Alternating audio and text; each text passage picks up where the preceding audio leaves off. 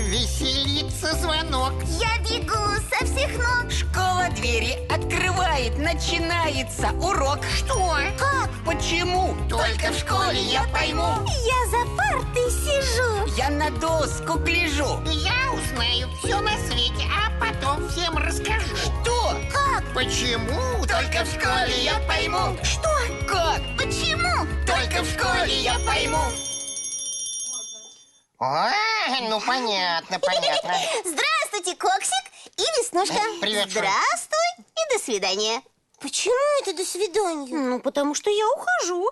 А все, что я выучила, про природу, я Коксику рассказала. Да, я теперь тоже знаю, что ветер на улице или облака на небе называются явлениями природы. Правильно. А какой природы? То есть как-то какой? Да ничего я не забыл. Неживая природа – это облака, вода, камни. А живая – это звери, птицы, растения. В общем, все, что может двигаться и кому нужна еда. Вот, а если облакам и ветру еда не нужна, значит, они относятся к неживой природе. Вот так-то, Шунь. А явление живой природы – это например, когда листья на деревьях становятся желтыми. Верно, друзья. Всем добрый день. Добрый день. А известно ли вам, дорогие любители природы, что некоторые явления природы мы с вами не всегда можем заметить сразу? А о чем это вы? Ну вот, например, температура воздуха. Ведь ее на глазок не определишь, правда?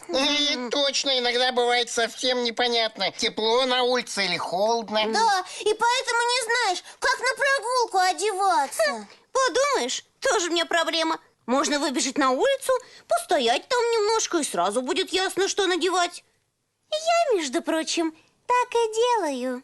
Но мне кажется, что выбегать на улицу – это не самый удобный способ.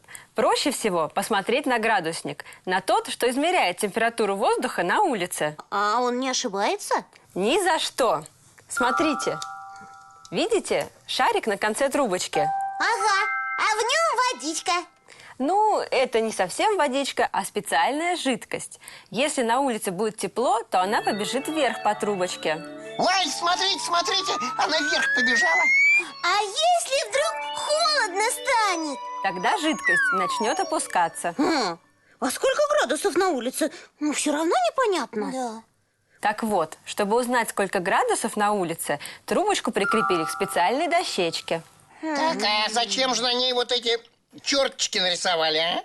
Каждая черточка показывает 1 градус. Чтобы понять, сколько градусов, около делений написаны цифры. Так, а почему 0 в середине? Странно. Но все же знают, что 0 – это ничего. Раз 0, значит, никакой температуры нет. Ничего подобного. У нуля на градуснике особое положение. Поэтому он в середине стоит, да? Да. Дело в том, что цифры, написанные выше него, показывают, сколько градусов тепла, а те, которые написаны ниже, сколько градусов холода.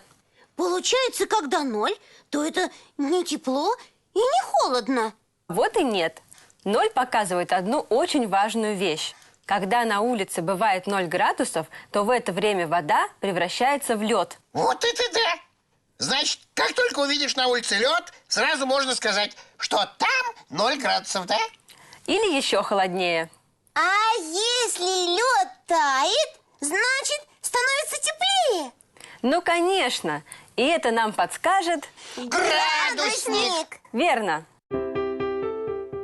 Смотрим мы в окно с утра, что там, холод или жара. Градусник нам даст ответ. Для него секретов нет. Трудится он день и ночь, нам всегда готов помочь.